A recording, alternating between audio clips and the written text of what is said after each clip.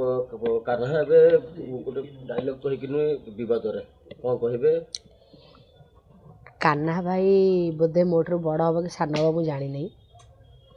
ମୁଁ ତାଙ୍କୁ ଖାଲି ଏତିକି କହିବି, ତୁମ ଅଭିନେତା, ତୁମର ଅଭିନୟ ସୁନ୍ଦର, ତୁମେ ଅଭିନୟ ମାଧ୍ୟମରେ ଲୋକଙ୍କୁ ମନୋରଞ୍ଜନ କର ଏବଂ ତୁମ ଅଭିନୟକୁ ବି ମୁଁ ବ୍ୟକ୍ତିଗତ ଭାବରେ ଭଲ ପାଏ। ତୁମର ରିଅଲ୍ ଅଭିନୟ ମୁଁ ସବୁବେଳେ ପ୍ରାୟ ଟାଇମ୍ ତାଙ୍କର ଅଭିନୟ ଦେଖେ। ତେଣୁ ଯଦି ଜାଣିଶୁଣି କହିଛ କି ଏକ୍ସାଇଟେଡ଼୍ରେ କହିଦେଇଛ, ସେଇଟାକୁ ଟିକେ କହିବା ବନ୍ଦ କରିଦିଅ। ଗୋଟେ କିନ୍ନର ସମ୍ପ୍ରଦାୟ ଉପରେ ତାଙ୍କୁ ଗୋଟେ କଷ୍ଟ ଆସୁଛି। ଆମେ କାହାକୁ କଷ୍ଟ ଦେଇକି ଆମେ ଗୋଟେ ଡାଇଲଗ୍ କହିକି ଆମେ କାହିଁକି ମାନେ ପବ୍ଲିସିଟି ନେବା? କିଛି ଆବଶ୍ୟକ ନାହିଁ। ତା'ମାନେ ଆମର କିଛି କ୍ୱାଲିଟି ନାହିଁ, ଆମେ କଳାକାର, ଆମର କିଛି କ୍ୱାଲିଟି ନାହିଁ। ଆମେ କାହାକୁ ଛକା କହିବା, କାହାକୁ ହିଞ୍ଜରା କହିଲେ ଯେ ଆମେ ହାଇଲାଇଟ୍ ହେଇଯିବା, ସେଇଟା ନୁହେଁ। ସେ ତାଙ୍କର ଭୁଲଟାକୁ ସଂଶୋଧନ କରିବେ ବୋଲି ମୋର ଆଶା ଆଉ ବିଶ୍ୱାସ। ଆଉ ମୁଁ କହିବି ଯେ କାହାକୁ କ୍ଷମା ମାଗିଦେଲେ ଆମେ ଛୋଟ ହେଇଯିବାନି। ସେମାନେ ହେଉଛନ୍ତି କ୍ଳିବଲିଙ୍ଗ, ଶିବ ଆଉ ପାର୍ବତୀ। ତେଣୁ ତାଙ୍କୁ ଯଦି ଆମ ଦ୍ୱାରା ଭୁଲ ହେଇଛି ଆମେ ତାଙ୍କୁ କ୍ଷମା। ଏଇ ସବୁ ଭାଷା ଗୁଡ଼ିକ କାହାକୁ ଆକ୍ଷେପ କରିକିନି ଲେଖକ ଲେଖିଲା ବେଳକୁ କେମିତି? ନା, ଲେଖକ ଏଗୁଡ଼ାକ ଲେଖନ୍ତିନି। ମୁଁ ଏବେ ରାଣୀ ପଣ୍ଡା, ମୁଁ ହେଲେ ମୋ ଲେଡି ଗ୍ୟାଙ୍ଗଷ୍ଟାରରେ ମୁଁ ଡାଇଲଗ୍ କହୁଛି, ବାଳ ଉପାଡ଼ି ଦେବି, ବାଳ ଏମିତି କରିଦେବି, କ'ଣ ସେଗୁଡ଼ା କ'ଣ ରାଇଟର ଲେଖିଛନ୍ତି? ଆମେ ସେଇଟା ଗୋଟେ ଏକ୍ସଟ୍ରା କହିଦେଉ ଲୋକମାନଙ୍କୁ ମନୋରଞ୍ଜନ করে ହସିବାକୁ। ଆମେ ଗୋଟେ ଏମିତି ମଜାରେ କହିଦେଉ, ମସଲା ଟିକେ ମାରିଦେଉ। କିନ୍ତୁ ରାଇଟର କାହିଁ ଏଗୁଡ଼ା ଲେଖିବେ? ନା ଡିରେକ୍ଟର କହନ୍ତି ତୁମେ ଏଗୁଡ଼ା କୁହ ବୋଲି? କି କଥା ଏଇଟା? ମିଛ କଥା। ସବୁ କଳାକାର, ଡିରେକ୍ଟର କେବେ କୁହନ୍ତି କହିବନି କି ରାଇଟର କହିବନି ତୁମେ ଏମିତି କୁହ। ହଁ, କିଛି କିଛି ଜାଗାରେ ବି ଲେଖା ହୁଏ। ଲେଖକ ଲେଖନ୍ତିନି ବୋଲି କ'ଣ ସେ ଯାହା ନାହିଁ ତାହା ଷ୍ଟେଜ ଉପରେ କହିବେ? ସେଇଟା ତ ଭୁଲ କଥା। ସେଇଟା ତ ଭୁଲ କଥା। କାହାକୁ ଆକ୍ଷେପ କରି କହିବାନି। ଆମେ ଏମିତି କଥା କହିବା, ହସେଇବା କଥା କହିବା, କିନ୍ତୁ କାହାକୁ କେମିତି ଆକ୍ଷେପ? ମୀରା ପରିଡ଼ା ସେଇ ଏଇ ଆଲିଗେସନଟା ଲଗେଇ ସାରିଲା ପରେ, ତାଙ୍କୁ କହିସାରିଲା ପରେ ବି ସେ ମୁହଁ ଖୋଲୁନାହାନ୍ତି ଏବେ ପର୍ଯ୍ୟନ୍ତ। ମୁଁ କହିବି ଯେ କାହ୍ନା ଭାଇ, ଯଦି ତୁମ ଦ୍ୱାରା କିଛି ଅଜାଣତରେ ଭୁଲ ହେଇଛି କି ତୁମେ ଏକ୍ସାଇଟେଡ଼ରେ କିଛି କହିଦେଇଛ, ତାଙ୍କୁ କ୍ଷମା ମାଗିଲେ ଭଲ ହେବ। ଟିକେ ଗର୍ବ ରହୁଛି କି? ଯାତ୍ରାର ପ୍ରାୟ କଳାକାରଙ୍କର ଭାରି ଇଗୋ ଆଉ ଆଟିଟ୍ୟୁଡ଼। ସେଇଟା ଯେଉଁଦିନ ଯିବ ତାଙ୍କୁ ସମସ୍ତେ ଆହୁରି ସମ୍ମାନ କରିବେ। କାହିଁକି? କ'ଣ ନୂଆ କଳାକାର ନାହାନ୍ତି? କାହିଁକିର ଉତ୍ତର ଆମେ ଖୋଜିଲେ ତ ଅନେକ ଆମକୁ ମିଳିବ, କିନ୍ତୁ ଆମେ ଏତେ ଆଡ଼କୁ ଯିବାନି। ଆପଣ କେମିତିକା ବୁଝେଇଲେ ମୀରା ମା'ଙ୍କୁ? ଦେଖନ୍ତୁ, ଆପଣ ଜାଣିଥିବେ ଯେତେବେଳେ କାଳୀ ପୁରା ରାଗିକିରି ପୁରା ନିଆଁ ବାଣ ହେଇଯାଆନ୍ତି, ତାଙ୍କୁ ଏକମାତ୍ର ଲୋକ ହେଉଛନ୍ତି କିଏ କହିଲ? ଶିବ ବୁଝେଇ ପାରିବେ। ସେମିତି ମୁଁ ଗୋଟେ ଏକ୍ଜାମ୍ପଲ୍ ଦେଲି। ତେଣୁ ଗୋଟେ ମା' ରାଗିଛି ମାନେ ତାର ସନ୍ତାନ ହିଁ ତାକୁ ବୁଝେଇ ପାରିବ। ଆଉ ଗୋଟେ ସନ୍ତାନ ରାଗିଛି ମାନେ ମା' ହିଁ ବୁଝେଇ ପାରିବ। ଆପଣଙ୍କୁ ଝିଅ ବୋଲି କହନ୍ତି? ଝିଅ ବୋଲି କୁହନ୍ତିନି, ସିଏ ମୋତେ ଝିଅର ମାନ୍ୟତା ବି ଦେଇଛନ୍ତି। କଥା ରଖିଲେ ସେ ନିହାତି ଭାବରେ। ମୁଁ ତାଙ୍କୁ କହିଛି, କଳାକାରର ପେଟ ପାଟଣା କଥା ମା', ରାଗଟାକୁ ଟିକେ କଣ୍ଟ୍ରୋଲ୍ କର ଏବଂ ତୁମର ପଦିଏ କଥା, ତୁମର କିଛି ଉଗ୍ର କାର୍ଯ୍ୟକ୍ରମ ପାଇଁ ବୋଲି ମାଲିକ ଉପରେ ପ୍ରେସର ହେବ, କମିଟି ଉପରେ ପ୍ରେସର ହେବ, କଳାକାରଟିଏ ଇଏ ହେଇଯିବ।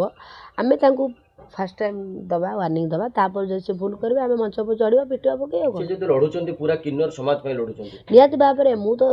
ମୋତେ ବି ତ ଖରାପ ଲାଗୁଛି, ତାଙ୍କୁ କେମିତି ଖରାପ ଲାଗିବନି? ସିଏ ପୁଣି ଅଲ୍ ଓଭର ଓଡ଼ିଶାର ଏତେ କିନ୍ନରଙ୍କର ହେଉଛନ୍ତି ମେନ୍ ମୁଣ୍ଡି।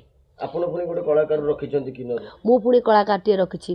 ମୁଁ କହିନଥାନ୍ତି, ମୁଁ କହିଲି ଏଇଥିପାଇଁ, ମୁଁ ଏ ବିଷୟରେ ବି ମନ୍ତବ୍ୟ ଦେବାଟା ଉଚିତ ହେଇନଥାନ୍ତା। ମୁଁ ଏଇଥିପାଇଁ ଦେଲି, ପ୍ରଥମ କଥା ମୁଁ ହେଉଛି ଗୋଟେ ମାଲିକ, ମୁଁ ବି ଗୋଟେ କିନ୍ନରଟାକୁ ମୁଁ ମୋ ଅନୁଷ୍ଠାନରେ ହିରୋଇନ୍ କରିଛି, ରଖିଛି। କାଲି ସକାଳେ କ'ଣ ସୁବିଧା ଅସୁବିଧା ହେବ, ସେ କିନ୍ନର କହିବ ଯଦି ତୁମେ ମୋ କିନ୍ନର ସମ୍ପ୍ରଦାୟକୁ ତୁମେ ସପୋର୍ଟ କରୁନ, ତାହେଲେ ମୋତେ କ'ଣ ସପୋର୍ଟ କରିବ?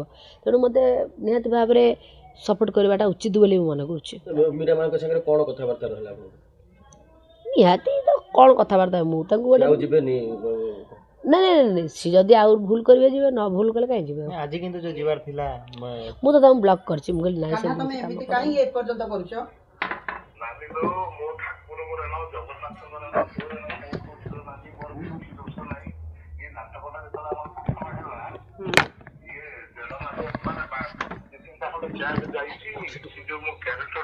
ବାହାର କରିଥିଲେ ବାହାର କରିକିରି ମତେ ନେଇକି ବୁଲେଇକି ନେଇକି ପଳେଇ ଆସିଥିଲେ।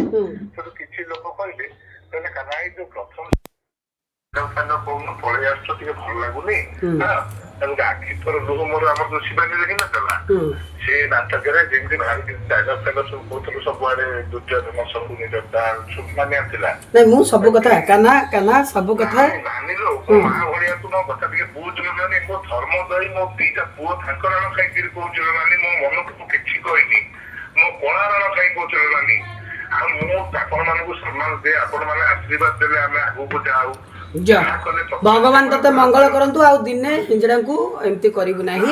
ନାନୀର ମୋ ପୁଅଙ୍କ ନାମ କାହିଁକି କହୁଥିଲେ ନାନୀ? ହଉ ଠିକ ଅଛି। ସାର୍ କଣ ଦୀପକ ସାର୍ ଆଜି ଛୁଆମୁଳା ହେଇଯାଉଛନ୍ତି, ମୁଁ ଗୁରୁ ନିନ୍ଦା କରି ନଟି ଯାଆନ୍ତି। ମୁଁ ଆଜି ଏତିକି କହିବି ଜାଣି, ମୁଁ ତାପରେ ସାର୍ଙ୍କୁ କହିଲି, ମୁଁ କହିଲି ସାର୍ ସେ ପ୍ରଥମ ସିନ୍ କଣ୍ଟେ ଡାଇଲଗ ଫାଇଲଗ ଦେଇକିରି ମତେ ମତେ ଗୋଟେ କଥା କହ କାହ୍ନା, ଏ କିନ୍ନର ମାନଙ୍କର ଯାତ୍ରା, ତାଙ୍କ ଜୀବନ ଯାତ୍ରା ତମେ ସବୁ ଜାଣିଛ। ମୁଁ ଜାଣିନି ନାନୀ କେତେ କଷ୍ଟ। କେତେ କଷ୍ଟ ବେଳେ ଯୋଉ ଶଳା ହିଞ୍ଜଡ଼ା ତୁ କିଛି ମାନେ କୋଉ ଭଳିଆ ମାନେ ସେ କଥା ମୋ କାନ ଫାଟି ଯାଉଛି। ଏ ଭୁବନ ମତେ ଶୁଣ, ଯଦି ଗୋଟେ ପାଞ୍ଚକୁ ପାଞ୍ଚ କହିବା ବାଧିବ, ଯଦି ଛୋଟାକୁ ଛୋଟା କହିଲେ ବାଧିବ, ଯାହାକୁ ନା ପ୍ରଥମେ ତ ସେ ଶବ୍ଦ ବିଲକୁଲ ବ୍ୟବହାର କରିବେ ନାହିଁ, କାହିଁକି ନା ତମର ଲକ୍ଷ ଲକ୍ଷ ଫଲୋଅର୍ସ, ତମେ ଯାହା କୁହ ସେ କଥାକୁ ଶିଖିକି ଯାଇକି ସେମାନେ ଇମ୍ପ୍ଲିମେଣ୍ଟ କରନ୍ତି। ହଁ, ତେଣୁ ଲୋକଙ୍କ ଭିତରେ ଗୋଟେ ତମେ ଆପୁ ସହିତ କରିଛ ସେ ଯୋଉ ସେଇଟା ମୁଁ ଦେଖିକି ଇଏ କରିଥିଲି ତମର କଲେଜ କ୍ୟାରିୟରରେ ତମେ କେତେ ମନ ଦୁଃଖ କରି କହିଥିଲ। ଦେନ୍ ତା ପରଠୁ ତମେ ରେଗୁଲାରିଲି ଠିକ ଅଛି। Anyway thank you. ମୁଁ ପିଲାମାନଙ୍କୁ ସମସ୍ତଙ୍କୁ ବନ୍ଦ କରେ। ଆଉ ରାଣୀ ପଣ୍ଡା ଆଉ ହୁର୍ସି ବାବୁଙ୍କୁ ଅନେକ ଅନେକ ଧନ୍ୟବାଦ ଦେବ, ତାଙ୍କ ଲାଗି ଏପର୍ଯ୍ୟନ୍ତ ମୁଁ ଅଟକିଥିଲି। ନାନୀ ଆଉ ନାନୀ ମତେ ସବୁ ସାର୍ ଲେଖିକିରି ତା ହ୍ୱାଟ୍ସଆପ ରେ ପଠେଇଥିଲେ ମେସେଜ, ଯୋଉ ସ୍କ୍ରିପ୍ଟ ଗୋଟେ ପେଜରେ ପଠେଇଲ ମୋ ପାଖରେ ନାନୀ 90 ମୁଁ ଟିକେ ମୋବାଇଲ ବାବଦରେ ଏତେ ଫରୱାର୍ଡ ନୁହେଁ, ଯୋଉ ସୋସିଆଲ ମିଡିଆ କି ଯୋଉ ମୋବାଇଲ ସେଟିଂ ବାବଦରେ ମତେ ଏତେ ପଠେଇଦେଲେ। ମୁଁ ସେଇ ରାତିରେ ସେଦିନ ପିଲାମାନଙ୍କ ସହିତ ସେଟ୍ କରି କରିଦେଇଥିଲି, କିନ୍ତୁ ମୁଁ ରାଣୀ ଜଗନ୍ନାଥଙ୍କ ମୁଣ୍ଡ ଉପରେ ହାତ ରଖି ଡିପୋଜିଟ୍ ଲେଖିକି କରିଥିଲେ ଦେଇଥିଲେ ମତେ ବୋଲି ମୁଁ କହିଥିଲି। ମୋ ମନକୁ ମୁଁ ମାରଣା ପଦେ କହିନି ନାନୀ। ଛାଡ, ଆଉ କେବେ କିନ୍ତୁ ଏଇ ଶବ୍ଦ ବ୍ୟବହାର କରିବୁନି ବାପା। ତୁ କେବେ କହିବିନି। ଯା, ଧନ୍ୟବାଦ। ଭଗବାନ ମଙ୍ଗଳ କରନ୍ତୁ, ତୋର କୋଟି ପରମାୟ ହଉ। ଯା।